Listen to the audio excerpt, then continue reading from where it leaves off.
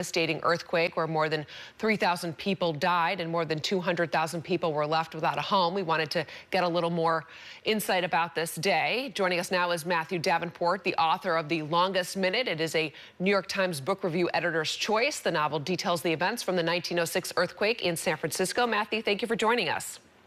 Thank you so much for having me. So you really are an expert on what happened on that day in 1906. Can you walk us through what happened that morning? They have this ceremony every year at Lada's Fountain at 4:45 in the morning, which I think would be kind of a difficult time for people to be kind of jolted alert with an earthquake, especially of that magnitude. What happened when that earthquake first happened in San Francisco?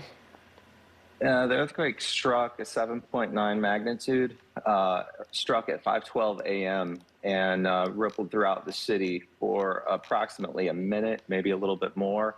It was fortuitous that it struck at that time. Most people were in bed. There were only a few people awake. The devastation followed when dozens of fires ignited throughout the city and spread and burned through the city for 3 days and 3 nights. Was it something about how the city was built then in 1906 that made that level of earthquake just that much more damaging and devastating? It was. There were a lot of buildings on what's called alluvial soil or made ground that had been where trash and dirt had been filled into the shallow waters of the bay. And that soft soil, the buildings just collapsed into it.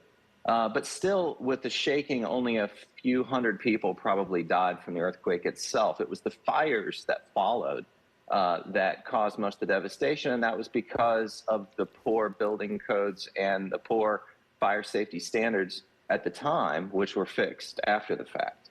Did they just never think something like that could ever happen, which is why they didn't have the proper procedures or rules in place?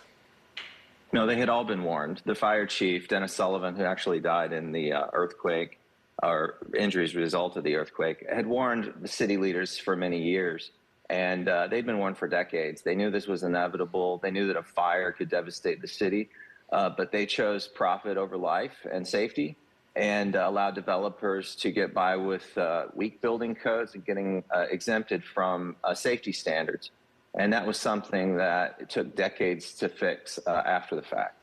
We're looking at pictures from that day and also probably days right after in the aftermath, just showing us the damage. Was there anything significant that was destroyed during the earthquake or anything that survived that surprised you? Well, what survived, the Mint getting saved by about 50 Mint employees and soldiers that had been brought into the city. But that was key because the financial structure of the city depended on that for the days and weeks that followed.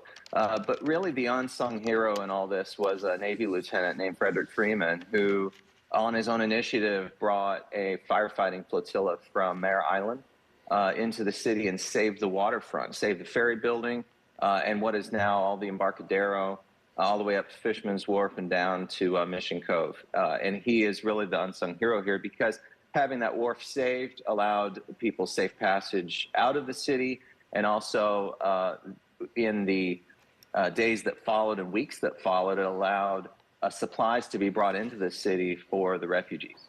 So we've had 118 years to learn a lesson from that devastating earthquake, plus several others that have happened in the Bay Area since then. What do you think we need to do based on what you know of what happened then so we can be ready for the next one? Because we know there will be one at some point. There will be. It is inevitable. Another one will come, and it might be as strong, if not greater magnitude. But, you know, the decades, really more than a century that has followed, has been the work of emergency management personnel, professionals, and first responders, and people giving advice like David Osgood in this piece, to make sure that while another one will come, and it is inevitable, there will never be another 1906. Let's hope not. Matthew Davenport, the author of The Longest Minute, which is a New York Times Book Review editor's choice. Thank you so much for joining us here on KRON 4 News this afternoon. We appreciate your time. Thank you very much for having me.